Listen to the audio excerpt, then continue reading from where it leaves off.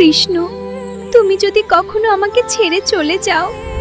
আপনি কি জানেন রাধা আর কৃষ্ণ কখনো বিয়ে করেননি? তবু কেন তাদের প্রেম পৃথিবীর সবচেয়ে মহান প্রেম বলে ধরা হয়?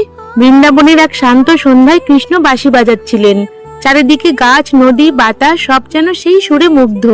রাধা ধীরে ধীরে কৃষ্ণের কাছে এসে বললেন, কৃষ্ণ, যদি তুমি একদিন বৃন্দাবন ছেড়ে চলে যাও তাহলে? কৃষ্ণ মৃদু হেসে বললেন, রাধে, শরীর দূরে যেতে পারে কিন্তু প্রেম কখনো দূরে যায় না। কিছুদিন পর সত্যি কৃষ্ণকে বৃন্দাবন ছেড়ে যেতে হয়েছিল।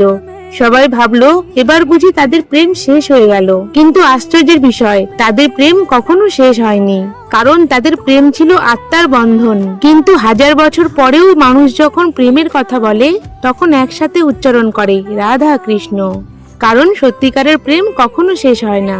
কমেন্টে লিখে যান রাধে রাধে। ভিডিওটি ভালো লাগলে ভিডিওটি লাইক করে চ্যানেলটি সাবস্ক্রাইব করে যাবেন।